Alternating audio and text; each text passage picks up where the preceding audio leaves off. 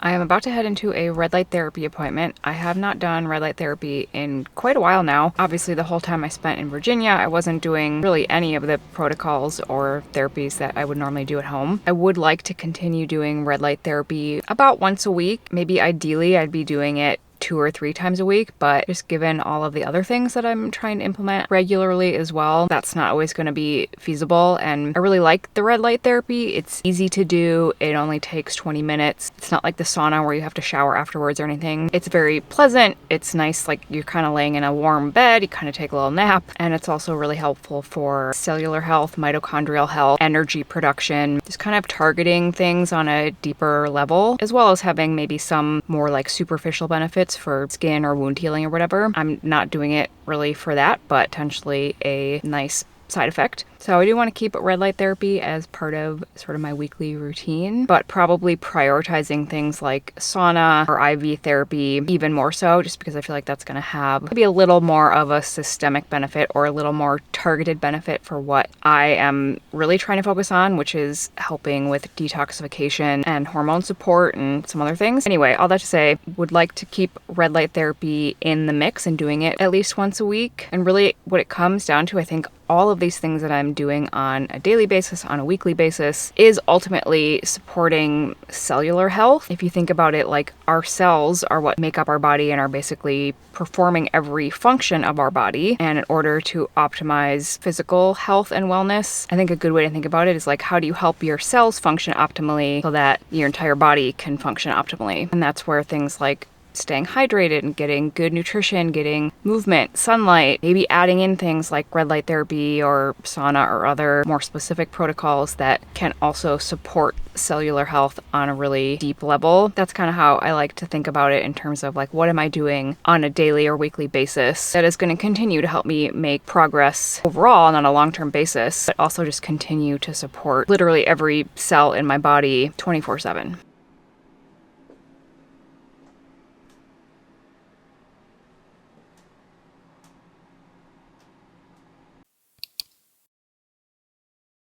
It is much later in the day now. It's about 6:30 p.m. I just went for like a 5 to 10 minute after dinner walk, which is something I try to do as much as possible just to get like a little bit of movement, especially after dinner, just to help with digestion, helps with blood sugar regulation, and therefore will help with sleep, and also just supporting, again, overall cellular health. And a couple other things I do later in the day, or particularly in the evening and the couple hours before bed, to also support the health and functioning of really every cell in my body, is to dim the lights at night. That is why it's so dark in here right now. But ideally, as it's getting dark outside, as the sun is setting, we would want our indoor lighting to also be lessening quite a bit. Our cells are really impacted by light in particular. That's why morning sunlight is so impactful. Every cell in your body is on a 24-hour clock. We humans are solar powered animals, and sunlight in your eyes, or basically light in your eyes, is a very easy way to reach your cells, because that light is able to basically like get directly through to your cells. And if we have like bright overhead lights on late at night, that's essentially signaling to your body that it's daytime and you want to be awake, and it can suppress melatonin production,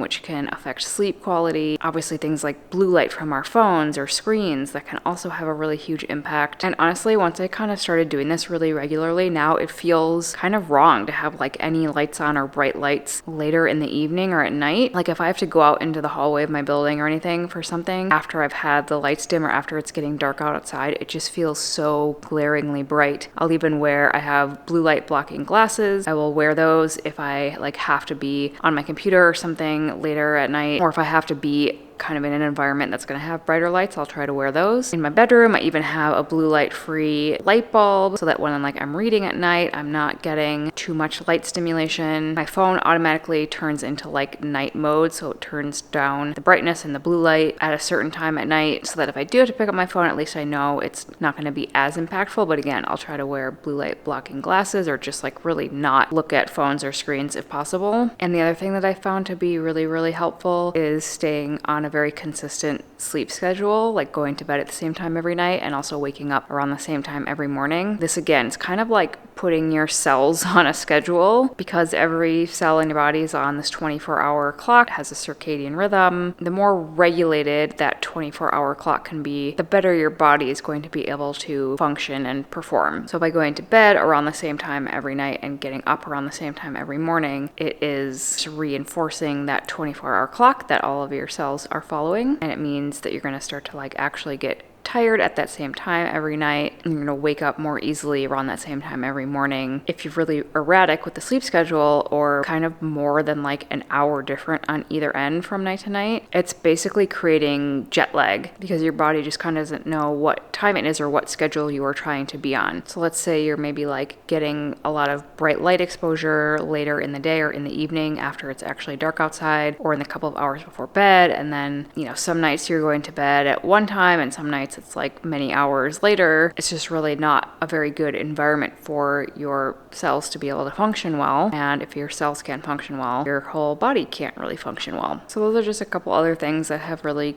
become kind of ingrained in my daily routine that to me now are just kind of habitual. Making sure that I'm dimming the lights at night, keeping the lights really low. I'll light candles, or just like, again, I'll use blue light free light bulbs if I am gonna have to like turn on lights at night. Getting a little bit of movement, a quick walk in after dinner to help blood sugar regulation. That's also going to help with the health of my cells. And then going to bed more or less at the same time every night. Obviously it's not gonna be exact, but like within 30 minutes of the same time each night. These might seem like really minor things, but in the long run, I know that I'm creating the best environment possible for healing and recovery and overall health. And I know that by doing these small things on a regular daily basis, it's really going to give my body the best chance to be able to recover and heal and make progress in the long run.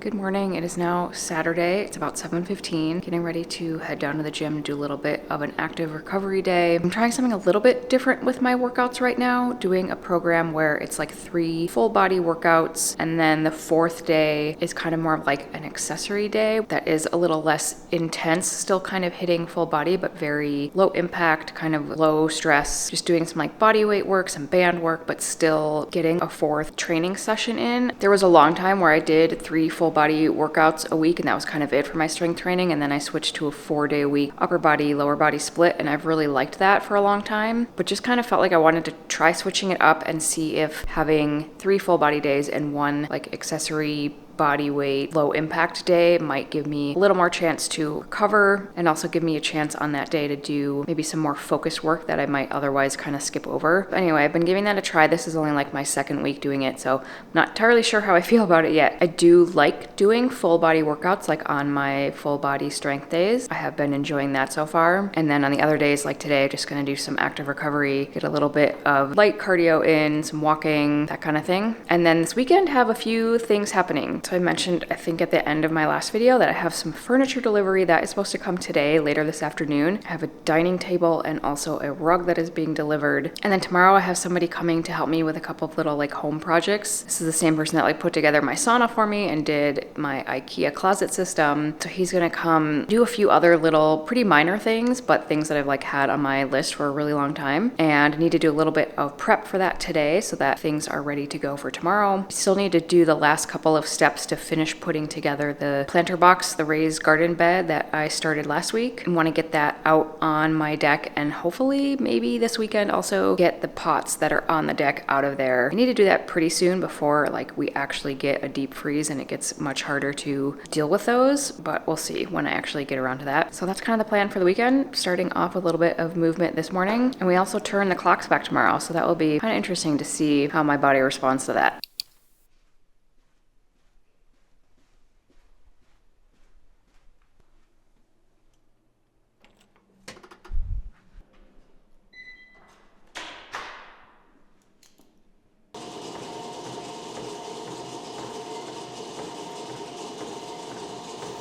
A little bit later now, I'm just on my way home from the gym. I was training a client there, and I'm stopping at the grocery store because there's no more Saturday farmers market, at least not for a while. There are actually a couple of indoor markets, so there'll be one like in November before Thanksgiving, and I think then one before Christmas, and maybe a couple more throughout the winter, but nothing regular every week or anything. So we're gonna pick up a few things. We're also doing a food drive at my condo building, so I thought I would pick up some things that I could contribute to that. And then later this afternoon, have a couple other errands to run to get ready for tomorrow when I'll be doing some of these house projects.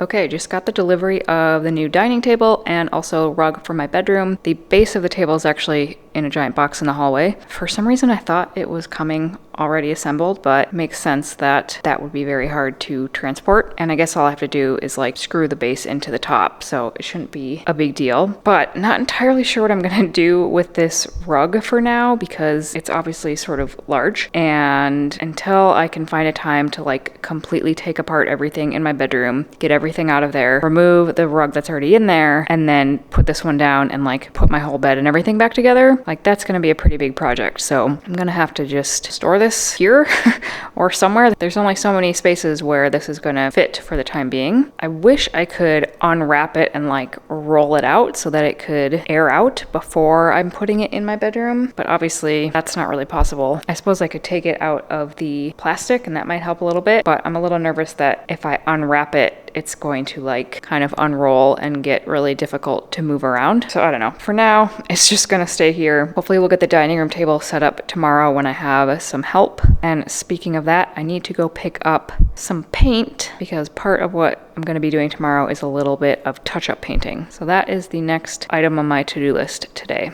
Just got to the Sherwin-Williams store. Going to go in and have them actually mix a custom color for me. So many years ago when I moved into this condo unit, I had it painted with like a specific color, and thankfully I took a picture of like the label on the paint can, and I still have it, or still have the picture, and the Sherwin-Williams store said that they could remix that same paint as long as I had the information that they needed. So I'm just gonna go get like, I don't know, a gallon of paint or something, whatever small size I can get to be able to do any like touch-up painting. Or there are some spots like in my closet where we took out old wire shelving and now there's some holes in the walls that need to be patched up and then repainted. Also, you can see the bag in the back seat. I was planning to stop at the bookstore, the Half Price Books, to sell a bunch of books. Occasionally I will like go through my bookshelves and just sort of like take out any books that either are like new and I'm not gonna read again, or just things that I've had for a while that I know that I don't really need to keep anymore. Try to create some space because I'm usually getting new books from time to time that I want to keep, and I only have so much storage space for books anyway. So I'd gone through, took out a bunch of books that I could sell, but I just stopped in there before this, and they said it was gonna be an hour wait, and you have to wait in the store if you're selling books to them. You can't leave, so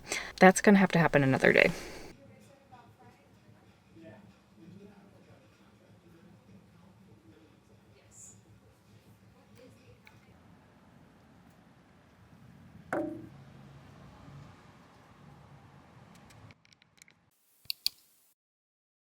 Well, even with the time change last night, I managed to stay in bed until about 5:15, which is pretty good. That still would be like probably 45 minutes later than normal, given that we turned the clocks back an hour last night. I was a little worried I was gonna wake up at like 4 a.m. and not be able to get back to sleep or something. So that was pretty good. It's now almost 6:30 and it's actually starting to get a little bit light out already. And I will definitely be taking advantage of morning sunlight today to help with that time change adjustment. The 3 easiest ways to shift your body clock, whether that's for daylight saving time or if you're traveling or whatever, the best way to help that shift is to use light, food, and movement. Those are basically the 3 things that most impact our cells and our cells' internal 24-hour clock. So in a situation like this, where we're just flipping the clocks back an hour, getting that morning sunlight once the sun is up is gonna help your cells kind of know what time it is and know that this time of day is when you wanna be awake and alert. Same thing with food and movement. Like those are really strong signals to our bodies about whether we're trying to be awake or whether we're trying to rest or wind down. So for me, for instance, today, even though I was up pretty early, I'm trying to wait until what would kind of be my normal time to like take my thyroid medication or eat breakfast or drink my hydration drink. And I know that's going to help me shift into this time change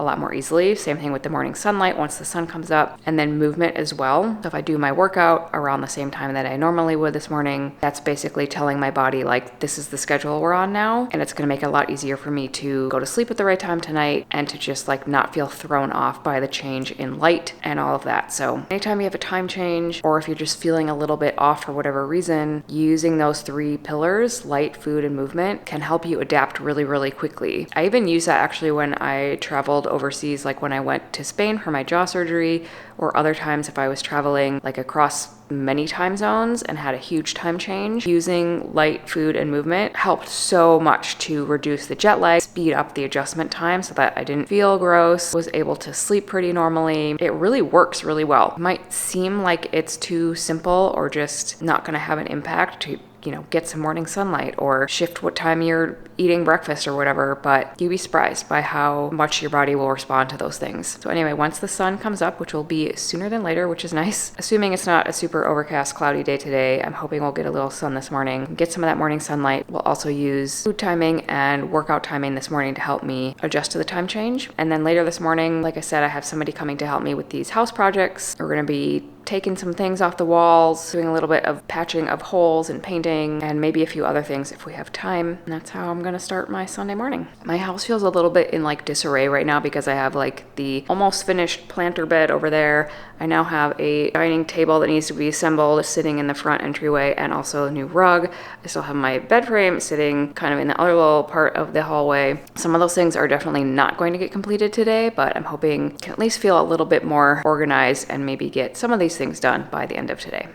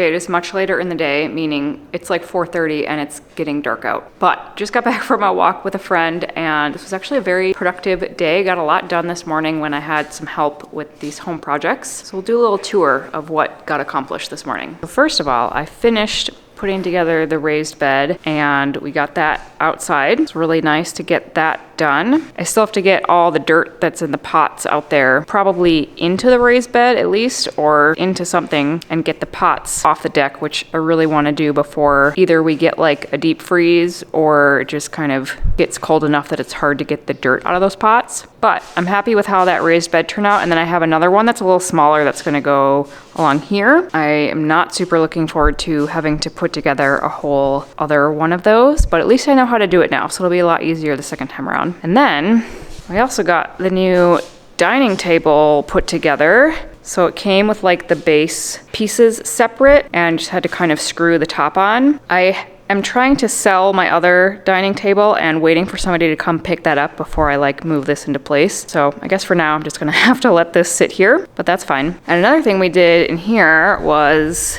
took the TV off of the wall mount and patched up, you can kind of see back there, patched up the holes that were in the wall so I can paint over that. My plan is to get something smaller here and that's like a little more aesthetic so that I'm not looking at a giant black TV screen all the time. Not entirely sure what I'm gonna do with that. Kind of waiting for like Black Friday sales to happen to buy something to replace this. So for now, we've just kind of like propped it up on the wall. It's very stable, but just gonna kind of leave that for now. And then one other thing we did, well, I say we, one other thing my helper person did. One other thing that got done today was patching up all the holes in my closet. So when we put in the IKEA closet system, we had to pull out old wire shelving, and there are a bunch of holes in the wall that obviously didn't look great. So now all of those have been patched up and I will have some painting to do at some point. Unfortunately,